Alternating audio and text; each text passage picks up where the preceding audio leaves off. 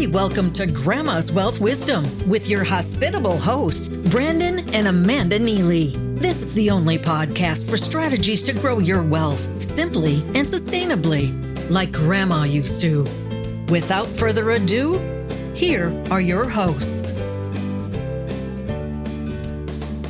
Hi, I'm Amanda, and welcome to Grandma's Wealth Wisdom, where we help you break through to a smart, stable financial future with the tried and true wisdom that Grandma used. Hey, and I'm Brandon.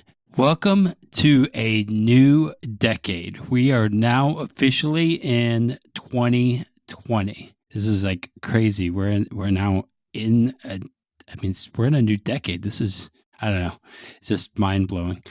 This is episode 45, and of course, as you can tell, we're hitting the airwaves on January 3rd of 2020.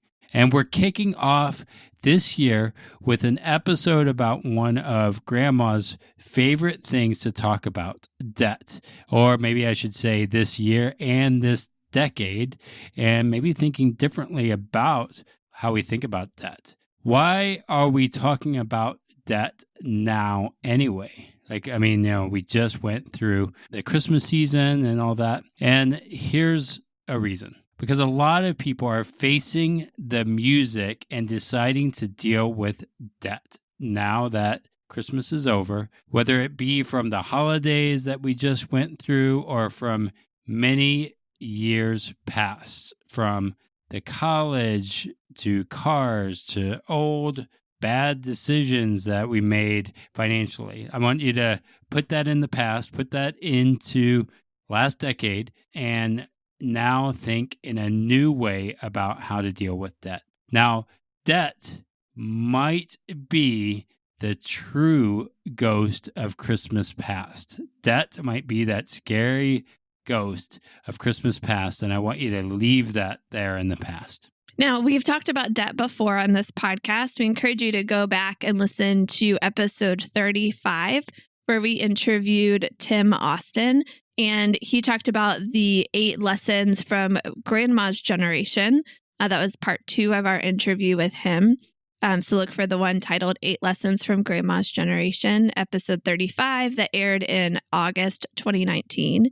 And one of the lessons that he shared from these 8 lessons from Grandma's generation, the greatest generation, is this, quote, use debt wisely. He didn't say get out of debt. He didn't say debt is the enemy. He said use debt wisely. So today we're really going to dig into this question. What does use debt wisely mean exactly? So lots of people have lots of different opinions about debt. And you might even have a picture of them when I share this little sentence. So some people won't ever be in debt, not even to themselves. Debt in itself is bad. So there's those people that just, no debt, no whatsoever, and not even to themselves. They just That's their stance. Now, some people see leveraging debt as the only way you'll ever be wealthy. Some people see leveraging debt as the only way you'll ever be wealthy. And there's all kinds of variations in between. So how would Grandma use debt wisely? We're going to get there, but first, let's ask some of her priorities or our priorities. Right. So Grandma wants you to get back to your own priorities and what's important to you. We'll talk about this many times in this episode, that blanket statements are not true financial wisdom, right? You want to take things and apply them to yourself. So we're going to help you ask some questions to decide what's most important for you, and then you can help think about how you would move forward. So let's say you've decided you want to get out of debt. That is a priority. You're listening to an episode, How to Get Out of Debt and Stay There. So we're going to assume that that's true, that you want to get out of debt. The first question starts by asking you what's most important to you. A, to pay off your debt as quickly as you can, or B, to adopt a financial strategy that maybe pays off your debt a little more slowly because the strategy helps make sure you won't go back into debt later. Would you rather A, get out of debt as quickly as possible, or B, go more slowly, but never go back into debt again? And you kind of do have to make a choice. Which one is more important? Yeah. So I was working with a client. This was about 9 months ago or so. And she was telling me how she was actually on the Dave Ramsey show screaming, "I'm debt free." Like you got to do it like this. I'm debt free. Like that. There you go. She yelled, "I'm debt free." And then later, she ended up back into debt because of college and some emergencies and some other things that happened, that she was back in debt. And then talking with me, trying to figure out a strategy. So she was actually on the show and went back into figuring out, how do I deal with this debt? Right. And it is exciting to pay off debt. There's, this human, emotional, psychological response when you're being super serious and throwing lots of money at your debt each month, and you're seeing that balance dwindle and the interest charges get lower and lower. It's fun. It can be a game. You can really get into it and lose yourself in that process in a really cool, fun way. And that taps into part of like who we are as human beings for a lot of people. And it's kind of like you're in a tunnel and you see this light at the end of the tunnel, this debt-free light, and you can feel the high as the train that you're on goes faster and faster toward that light, because the more your debt goes down, the more money you put toward it goes to the principal, and you're getting faster and faster toward the end of that tunnel. And that's super exciting. You're like, I can almost see the light of day. Yeah, I feel like I want to be on that train. Sounds exciting. Right. But then the challenge is you get out of that, and then you go back into the tunnel, because guess what? Life happens. Things happen that cause us to need, money. It's one of those things we actually need to survive, pay bills, whatever. And that's what happened to my client. She ended up back into that dark tunnel and trying to figure out, how do I get out again? And that was a hard thing for her. Yeah. Think about it this way. I mean, we all want to throw a student loan burning party. We've paid off our loans. We can burn all that paperwork that's sitting in a big pile or in our filing cabinet or whatever it is. But once we throw that party, we burn the paperwork. We probably wouldn't go get another 6-figure student loan just after we finish paying off the last one. We wouldn't choose that, right? But wait at least a few months. Hopefully. Maybe. But there are other types of debt, right? Student loans not the only type of debt. Car loans are a big one that people cycle through. Lots of people pay off their car loan and end up needing a new car before they saved up enough to buy the next one. Or they need a new car before they've even paid off their last car loan. And so they're constantly always in debt on their cars. And they just go from one car loan to the next car loan. So that kind of shows you they get out of one tunnel, they go into the next tunnel. That maybe they never leave the tunnel. It's kind of a way to think about it that way. Yeah, that's a lot of people, actually. So what if instead of focusing on paying off the debt as quickly as possible, you shifted your focus more towards building your net worth? Yeah. What if you paid your minimum on the car loan, but instead of dumping extra on top of your car payment, you put that extra aside for a number of years so that you could pay cash for the car the next time you needed it. And then you saved up for the next car, and you kept saving for your cars rather than paying back loans on your cars. Or what if you paid the minimums on your student loans and then set aside anything extra to build a nest egg for emergencies? These kind of what if questions, we're going to get to some practical examples.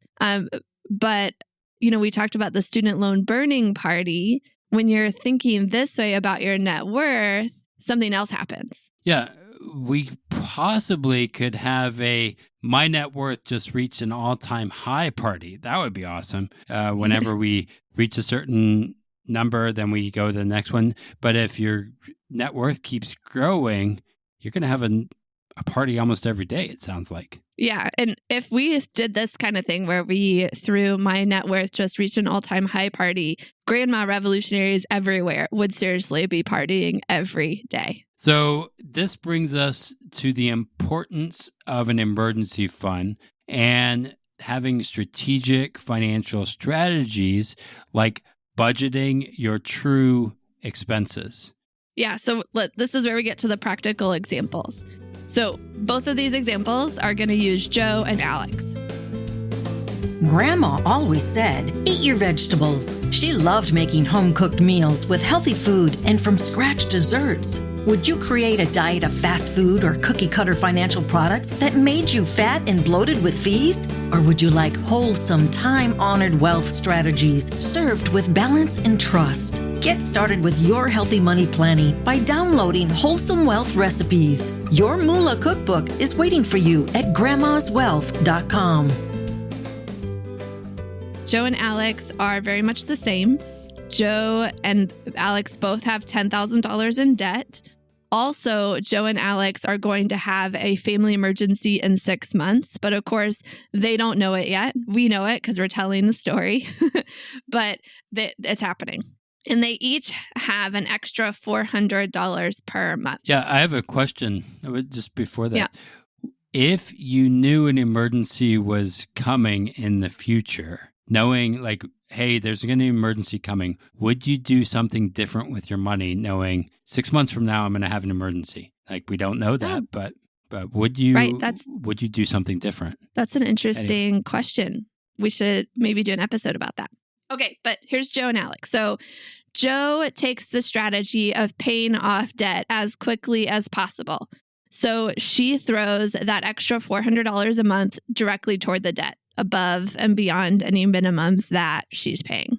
Alex decides to set the $400 per month into an account that will grow his money by more the loan interest on the student loans. And he continues just paying his minimums and he puts the $400 aside. Now, what happens when the family emergency hits 6 months later? So Joe can't get any money back from the student loan company. I don't know about you. Have you ever tried to get that extra interest paid from the loan company? Like, they're not going to give it to you. So she ends up using a credit card at a super high interest rate to get through that emergency, which kind of sucks because then she went backwards. Alex has been setting aside $400 a month for 6 months. So he has $2,400 plus interest to help weather that storm. So who ends up in a better position? We'll let you decide. Let's take another example, though. Let's say Joe watches her spending and makes sure every dollar not spent in a month is applied toward her debt. So, gets to the end of the month, there's a little bit left over. She just automatically transfers that to pay off a debt or go extra on the debt. And let's say Alex, on the other hand, takes what's left at the end of the month and leaves it to accumulate, sets it aside maybe in a savings account or a savings type vehicle, and just lets it accumulate. Now, what happens when the semi-annual car insurance payment comes, or the holidays come around, or it's time for new glasses, or, time to visit the dentist, or whatever it might be? So Joe has to scramble to come up with the funds and ends up carrying some credit card debt when the funds aren't available. So it's a cycle. Alex has the money just sitting in savings vehicle ready to be deployed. There's no going backwards for Alex. We'll let you decide which one is better again. And it will remind you here that each person's story is unique. You're not going to be exactly like Joe. You're not going to be exactly like Alex.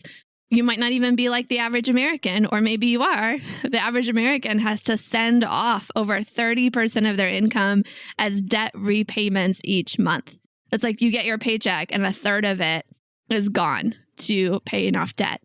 I mean, that's how the average American lives. And that doesn't leave a lot of room to build up an emergency fund or to embrace these true expenses. And that's, part of why people go further into debt rather than moving out of that tunnel. And of course, there are all kinds of factors to consider, like interest rates, how frequently the interest is compounding on your loans, what type of loans you have, and everyone's going to have a unique situation with those. So there are 3 common ways people consider paying off debt. Now, these are not blanket statements. Now, again, I want to say that again. These are not blanket statements. Even if you listen to financial podcasts or other things, all these ideas of blanket statements, and I don't know, it's not a blanket statement. You want to make sure whatever strategy you choose really does work for you, not just theoretically for somebody else or in general. Does this work for you? Yeah, so there's 3 different strategies that we're going to look into, and we're working on a calculator with our good friend Mark Willis, host of the Not Your Average Financial Podcast, to develop this calculator that's going to show you in real dollars what it would look like to pay off your debt using these 3 methods that are very common. So then you can choose which one works best for you in your particular situation. And maybe it could even be a combination of the 3. They can work really well in conjunction with each other, again, depending on what kinds of debt you have and how those work. So, Brandon, give us the first 2, and then I'll go into more depth about the third one. Cool. So the first one is the snowball method. This is popularized by Dave Ramsey, where you pay off your debts smallest to largest. You pay off your smallest debt first, and then roll what you're paying towards that debt to the next smallest debt, and then the next one, and the next one. So then it eventually is, again, the snowball method, it builds onto each other, and you have a bigger snowball at the end. The second one is the snow avalanche method. Now, that's similar to the snowball method, but has you pay off your high interest first. Now, that might seem a little slower depending on what the interest rate is and how big of a loan that is. So the snow avalanche method is paying off the high interest first and then rolling that over to the next highest and the next highest, and it goes faster from there. The third one, Amanda, is the snow bank method, which has coined and been trademarked by Mark himself, that we're doing the calculator with, and it has 5 steps. We're going to go through these 5 steps, but also in the show notes, there will be an infographic that outlines these 5 steps. It's a pretty cool tool that Mark and his team put together. So here's the 5 steps of the snow bank method. Step 1 is you pay your minimums on your debt. You got to pay your creditors what they tell you have to pay them. You just pay those minimums. In step 2, you start building wealth right away by putting extra money into your snowbank. So anything above and beyond your minimums, you are going to put into your snowbank. Now, what is a snowbank? A snowbank is a specially designed, high early cash value, dividend-paying whole life insurance policy, or what we like to call around here, grandma's strategy for short. You can grandma's strategy or your snowbank. And basically what's going to happen is that your wealth is going to start accumulating there in your snowbank. And then you get to step 3, where you use the wealth that's built up in your grandma's strategy, your snowbank, to pay off your debt using what's called a quote unquote policy loan. I'm doing air quotes there, policy loan. So now you've taken the wealth in your snowbank and you've paid off your loan. And so you are debt-free to outside creditors.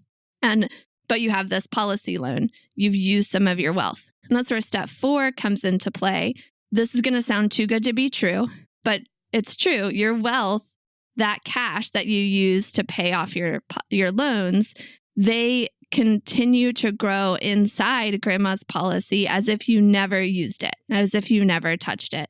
And this is really the secret sauce. It's not so secret because grandmas, half of grandmas in the greatest generation used this strategy, right? So it's the secret sauce. It's not so secret. But this is why the snowbank method works so effectively, is because you don't lose a dime of the growth on your money, even while you've used it to pay off your debt. And it totally sounds too good to be true, but we have real life proof. I mean, literally, we used the snowbank method to pay off our student loans. and to get through some emergencies, and we haven't lost a dime. We've actually gotten a little more growth than we anticipated within our grandma strategy. And I think we're building and tracking our net worth as opposed to the other side of things. It's really fun to watch and have these net worth parties all the time, every day. We don't really have a net worth party, but it does make our budget meetings more fun. So, and then step 5 is you do have this policy loan, so you pay yourself back, and you can also start a second policy with the money that you are saving in your grandma strategy, in your snowbank for your future, all the different things that could be used for. Now, we're going to do a live show with Mark and the Not Your Average Financial podcast on February 1st. And we're going to debut this calculator. We're going to do some Q&A about the snowbank method, and you can reserve your spot for this live show. You have to actually go reserve your spot, so you get the link for where to join us. And the website to do that is a bit.ly site. So it's bit.ly/live, LIVE, NYAFP for Not Your Average Financial Podcast. And we'll put that link in the show notes too, so you don't have to type all that in. So bit.ly/live, NYAFP. Now, again, this is going to be a super fun live show, so join us on that. And if you go to our show notes, you can find that link as well. Click on there. Now, one question we will most likely be exploring on the live show is a common one. And this question is there such a thing as good debt? Is there anything like good debt? Is it like business debt, mortgages? Is all debt bad? Is something that we want to explore. Yeah, I know Brandon really loves to talk about that question, but I'm not going to let him talk about it today. Join us for the live show, and we'll talk about it there. Or, of course, if you can't wait till February 1st, schedule on our calendars at grandmaswealthwisdom.com. But for today, we should totally wrap up. So to recap for today, Grandma likes the idea of getting out of debt, but she wants you to be able to stay out of debt too. We have 3 questions to ask yourself. Perhaps ask yourself these questions in this order as you're approaching your financial goals for 2020. Yeah, so start with this first question. How much of an emergency fund do you need to withstand an emergency and not go into debt? Remember, in the Great Recession, more than a few people were out of debt for 2 years or so. I mean, do you need an emergency fund like that? Or say your family lives far away. What would travel cost to get back to them in a hurry for a family emergency? And you would be off work for a while. Like, how much do you need to help cover those things as well in that kind of case? So that's the first question. How much of an emergency fund do you need to withstand an emergency and not go into debt? And I would add that only you can answer that. So by figuring that out, only you can answer what that emergency fund would be. Now, the second one is, what would you need to do to embrace your true expenses so that an annual or semi-annual expense doesn't sneak up and surprise you? For example, how much did you spend on the holidays in 2019? Could you divide that by 12 and set that aside throughout the year in 2020? Because again, Christmas is going to come in 2021 and 2022 and all that. And what about summer vacations, home owners or car insurance, back to school clothes, oil changes, dentist visits, and so on and so forth? Embrace those true expenses. And most importantly, after you've decided how much of an emergency fund you want and need, and you've embraced those true expenses, now you're ready to ask the question, how much opportunity cost are you sacrificing each time you pay $1, even $1 above your loan minimums, rather than putting it toward a financial strategy that still allows you to pay off your debt without breaking the power of compound interest? You know, people talk about the opportunity cost of buying a latte or of, going out to dinner, that kind of thing. There's even a book called The Latte Factor, which is on my reading list. I think that's a powerful way to think about the world. But what about the opportunity cost of paying extra on your loans? How much more could that money have grown to if you were able to put it somewhere where you can still use it to pay off your debt, but you don't break the power of compound interest? That's a question that we explore a lot with people, and that is really the power behind the snowbank method. So we'd love to talk through those questions with you if you'd like. So again, everybody's different. So schedule a call with us at grandmaswealthwisdom.com. And don't forget to register for the live show with the Not Your Average Financial Podcast at bit.ly/live, LIVE, And be sure that you catch our next episode titled, What is an Independent Financial Future Anyway? If you want financial independence, the first step is getting clear and specific on what that means for you. So hit the subscribe button so you don't miss that episode about how to set your money goals. Until next time, keep building your wealth simply and sustainably so you can break through to a smart, stable financial future. The topics presented in this podcast are for general information only and not for the purpose of providing legal, accounting, or investment advice. On such matters, please consult a professional who knows your specific situation. This is thepodcastfactory.com.